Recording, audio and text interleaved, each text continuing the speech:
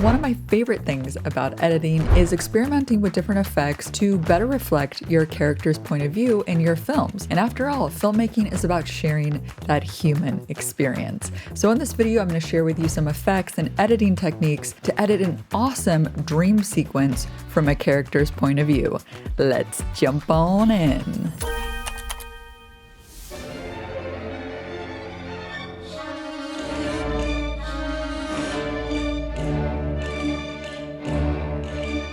So you can see those color changes as he opens his eyes, and then the cut to the point of view shot, the POV of the animation, is signifying his hallucination. For the dream demo sequence that we'll be editing together here, I've taken a lot of inspiration from Scotty's nightmare scene from Vertigo.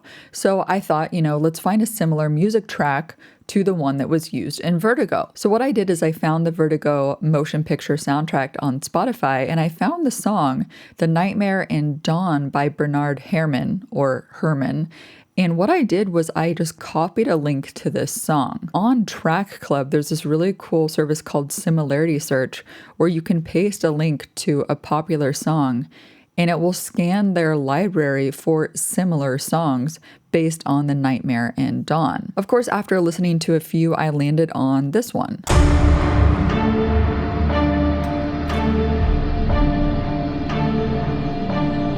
Now I like this one because the beat and the rhythm here with the strings kind of reminded me of a clock. And so this music track actually inspired me to think of some cool clock-like hallucinations that I can edit. So here inside of Premiere Pro, I imported the music track into a sequence here. Now this music track is about 2 minutes and 11 seconds long, right? And for the sequence, it's only going to be 30 seconds. There's a really neat trick inside of Premiere Pro where you can remix your music. And I've talked about it before, but I'm always surprised at how many of you have never heard of this effect here. So because I don't want the beginning that's kind of slow, I really want to get to the strings going dun, dun, dun, dun, quicker. What I can do is cut off the beginning here. Let's see. So maybe here I'll cut it off, and I can always add a crossfade here. All right, so let's delete that and shift this over. And now what I'm going to do is remix this new cut version, so that way I don't get that beginning part in my remix. So I'm going to go over here to this tool, the Ripple Edit tool, and go down to the Remix tool. So I just clicked and held on that icon to get that sub menu. And now I can, type in the time code of exactly 30 seconds and click on the end and drag this in to remix it. It's not going to be exactly 30 seconds, but it's going to be close. And so what this did is it created a couple spliced moments here automatically, so we can play that through. Sounds pretty good. And that way we get the nice ending. Okay, so we have our music squared away. And by the way, if you're working with a client that needs to approve the music, be sure to send them this music before you start editing, because it's a huge pain in the butt to have to go back and change the music track after you've edited the sequence. You can thank me later. So I'm going to play the final sequence that I edited and then show you all the different techniques and effects that I used.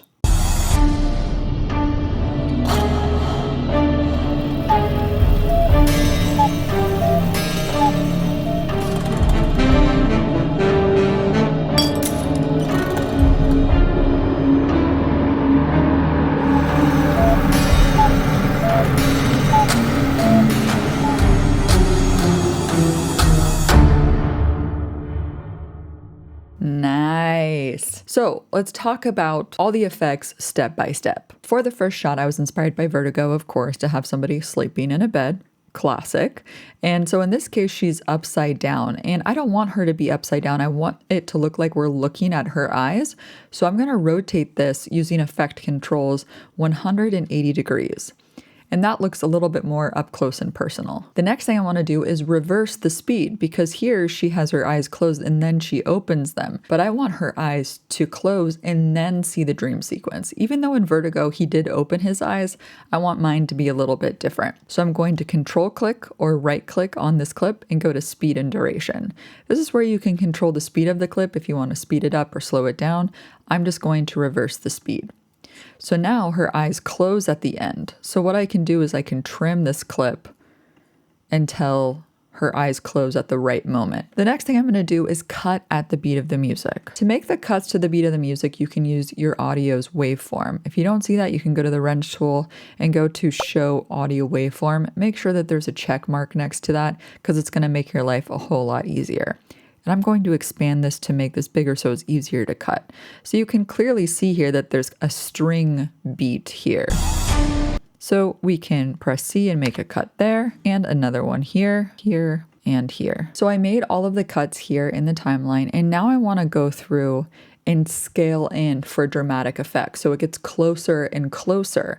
So this is a really easy technique to do. You can just select one of our future cut points and then go over here to effect controls, and we can scale this into 125, for example. You can also play around with the position if you want it to be a little bit lower so the eye line is more centered in the frame. And then you can just, copy, press Command C to copy, and then right click or Control click to paste the motion attributes on a future clip. So that way it stays the same. And then on the last clip, we can scale in even more to 175 and reposition this. There we go. And because this clip ends here, I'm like, well, I want it to last a little bit longer. So what I can do is when she closes her eyes, make a cut and then use the rate stretch tool, which is another way to manipulate the speed and duration by pressing R and then stretching this out so it just slows down the clip. And because of our inspiration from Vertigo, let's also add some color shifts at these different cut points. So rather than applying it to the clip itself, I'm going to create an adjustment layer. So let's go to the project panel, right click, new item, adjustment layer. Press OK. Let's drag and drop this on top of this clip here, roll it in because we just want the color to affect above this clip. So the adjustment layer is exactly the same length. Now we can go to effects and search for an effect called Tint. And I'm using Tint instead of Lumetri Color because it's just more simple in this case. Now it's just going to make it black and white, but in this case I want to map the black to a kind of dark blue color. And you can use any color that you want here, right? And then we can map the white to kind of a lighter blue color. So then what I can do now is I can extend this adjustment layer out, and this white line here, this controls the opacity. So when I bring that down, it disappears. If I bring it all the way up, it's fully there. In between, it kind of mixes it. If you don't see this little opacity control here on this clip, you can go to the wrench tool and go to show video keyframes, and this will bring it up. Press P for the pen tool, create our first keyframe, and then we can make our second one and create a little ramp here. So it's almost like the light is turning on. I think in Vertigo they use practical effects. In this case, we're just pretending that this light is turning on. There we go. It looks cool. So now we can copy this. We can press Option and drag this over to the next scene where we want this to happen. And a really cool tip here is pressing Option or Alt if you're on a PC and using the less than and greater than symbols to nudge it to the left and right one frame, which is really useful. There we go. So it's kind of like the light is turning on just like in Vertigo. I love it. I love it. This is why I love editing. I mean, it's just so fun to get into the flow state, the dream state in this case. The next thing is double exposure. With double exposure, you can duplicate the video clip and then you can create your own masking effects, add some blur, and it does take a little bit of time. But me and my team, we actually created a panel for Premiere Pro and extension, and it's called the Gal Toolkit. And inside of it, if you go to effects, we created these double exposure effects, which does this for you automatically. You don't have to recreate it from scratch each time. So let's try double exposure 2. I'm going to drag and drop this on top of the clip. And it's just going to apply the preset. There we go. It looks super cool. We can actually leave it on this one, so we can just create a cut here and delete that part off. Whenever we don't want it to be used, we can just delete that off. Now we can also animate in the double exposure. Use the pen tool and create our little ramps here and do the same over here. I actually want the double exposure and the tint effect to last longer throughout, so I'm just going to drag these two effects over. These are just adjustment layers. So now it affects everything underneath. That's the beauty of using adjustment layers, right? So as you can see here, it's all about experimenting, right? So I really wanted to create this feeling that, you know, she's going into this dream state by creating these color shifts and the double exposure effect, almost like a dissociation is happening, right? A hallucination is coming. So, you know, I didn't know exactly what I was going to do here in this edit, but it all came down to me being like, oh, maybe I can try this or maybe I can try that. And obviously I drew inspiration from Vertigo with the color shift. But if you're feeling creatively blocked or you're going through a difficult time, it can feel difficult to find inspirations for your edits. A little over 5 years ago, I moved to Europe. And during that time, not only was I surrounded by a foreign language, shortly after moving, my dog passed away. And then the global pandemic happened. I felt really lost and disconnected from my work. It was really hard to find that, you know, kind of creative spark. At the time, I couldn't find any available therapists that were English speakers. So a fellow content creator recommended that I should try out the BetterHelp app. And here we are 5 years later, and they're the sponsor of this video. Signing up was super easy. I just filled out a questionnaire and BetterHelp assigned me to a licensed English speaking therapist right away. Not only did I get my first video call session that week, I was able to direct message with my therapist anytime. And journaling, I know a lot of people recommend journaling, but I've never been a consistent journaler. But BetterHelp basically provides you with these daily prompts to inspire you to write about how you're feeling. And it helped me understand what was going on, and then I could actually share the journal entries directly on the app with my therapist. And I was able to stop BetterHelp when I was ready. After all, my therapist said that her job is to not have a job. And so eventually I did. Going to therapy is a sign of strength, not weakness. If you need help too, you can use my link below or go to betterhelp.com/premiergal to get 10% off your first month of therapy. Thanks so much to BetterHelp for sponsoring, and now let's get into some more dream state effects. Another thing about a dream sequence is sometimes you'll get some effects that are a clear indicator that we've entered into this dream state. So one of those ideas was to kind of create kind of a little bit of a color shift and some blurriness around the edges using some vignetting tools from using Tint and Emboss and some masking effects as well. Now, I don't want to make it seem like I'm pushing my toolkit, but you know, we do have some vignette overlays here underneath the overlay section that we have made. Now, what I'll do is I'll apply one of these and then I will show you the effects we use to make it. Of course, it's more convenient to have these presets in the toolkit, but you can make it yourself too. So let's go ahead and double click on Vignette 2 to apply this one. And so here we go. We have 2 new adjustment layers of this vignette, and you can extend these out as long as you need to for however long your timeline is. All right, so immediately you can see the difference, right? If I turn this off, this is the before, and this is the after. The edges are more blurry and we kind of have this magenta and green effect happening. So let's show you what is used on this effect. And if you want to become a patron, you can download these project files, by the way. Join my Patreon called The Editing Room and you can access all of this. So when you select them, they're grouped together because it's 2 layers. You can control click on this and ungroup it so I can show you each individual layer what is there. So if we go to Effect Controls, you can see on the first layer, there is a mask. And a masking tool is underneath opacity. So I just use this ellipse mask to create this mask here. And I inverted it. If I don't have it inverted, then everything is in the center of the mask. And the blend mode is overlay. If it's normal, it looks a bit different, right? So keep in mind, you can play around with these blend modes to create more dreamy effects. You'll also see that there's a tint effect. Let's turn off the emboss and let's also turn off the mask by disabling opacity.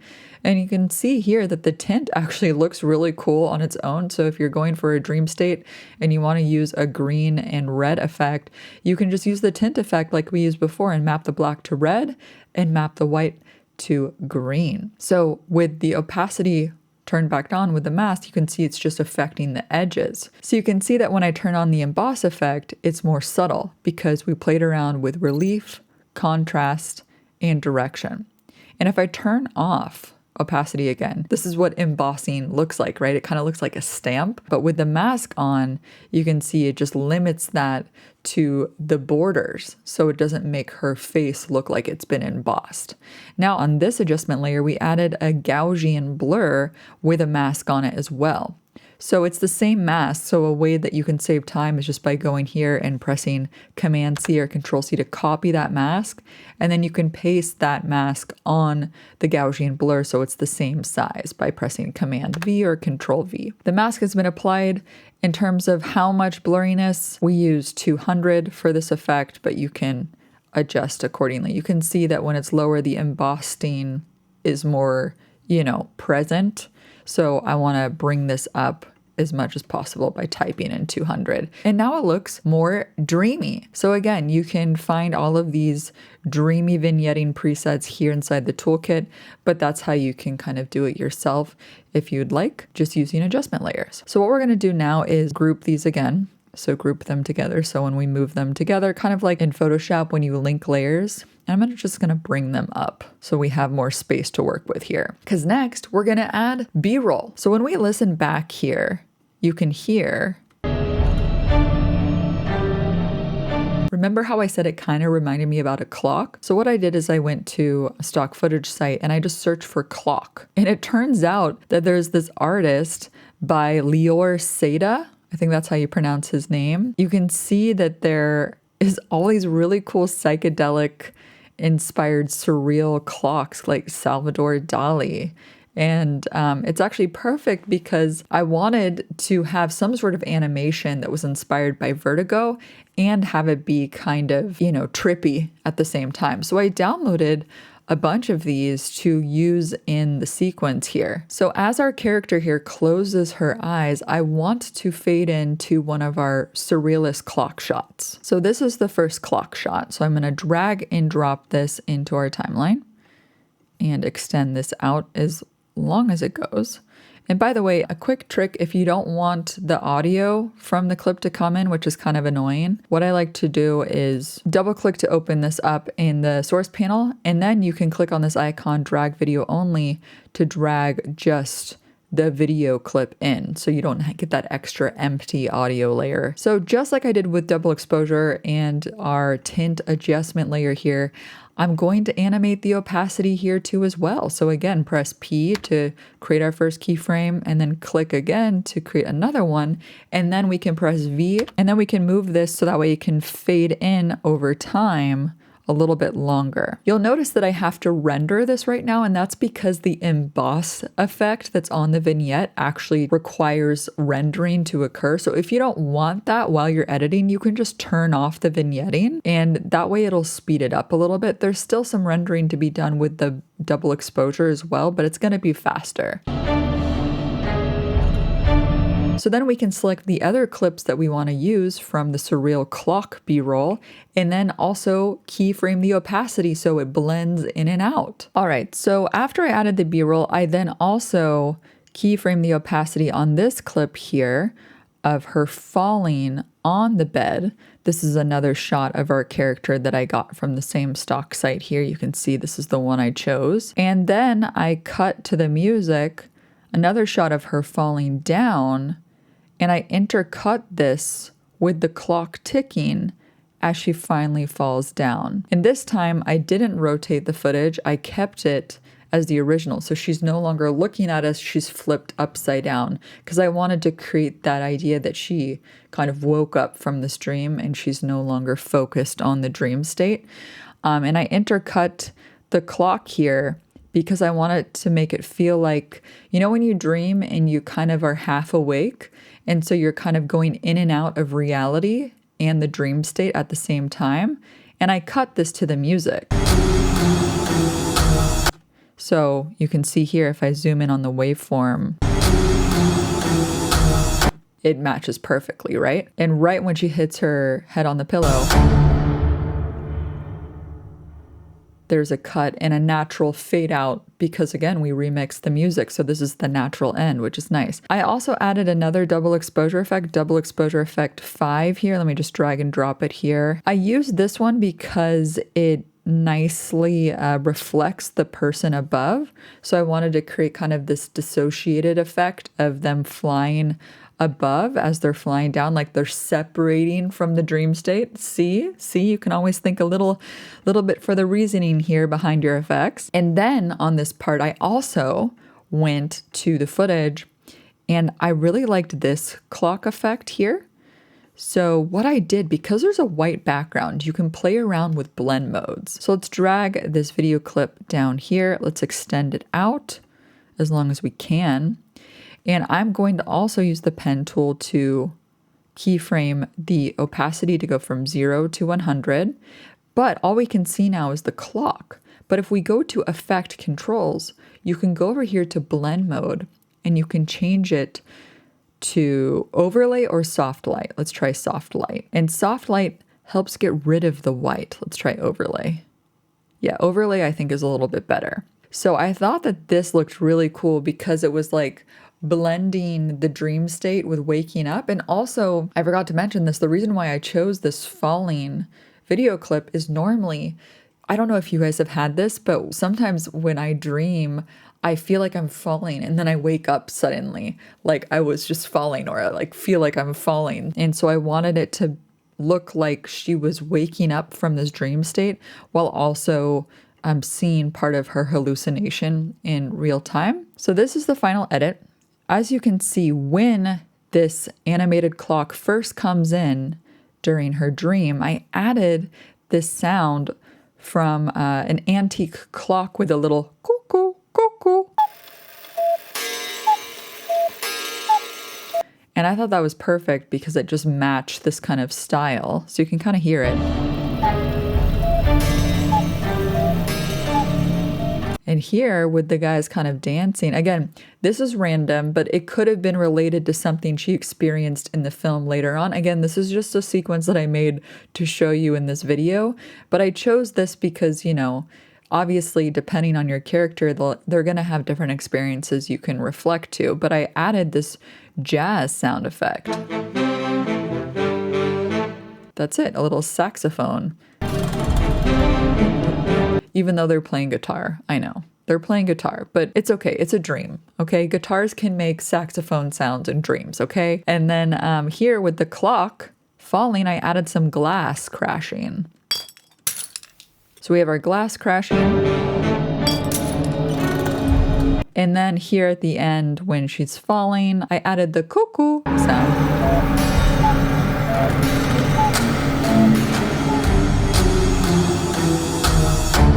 And I didn't really have to add much other than that because the music itself was so reflective of time. Like I chose it specifically to make it feel like we didn't need that much sound effects going on. So yeah, those are all the effects that I did to bring this dream sequence to life. And if it helped you out, be sure to give this video a thumbs up. Much appreciated. So next time you are revisiting a sequence, I challenge you to think about how you can rethink your edit from your character's point of view. What effects can you use to bring your viewer into that character's experience? Because that's the whole point. And maybe you can let the music inspire some of the actual visuals that you have in your edit. Like for me, with the clock sounds and the strings and the music, it worked perfectly. I also recommend that you join my Patreon called the Editing Room, where you can access Discord, get more help, and you can access the project files from this tutorial where you can dissect it and see every little thing that I did up close. All right, so that's all for today's video. If you want to learn more effects, you can click right over here. Thanks so much for watching, and as always, keep creating better video with Gal. See you next time. Bye.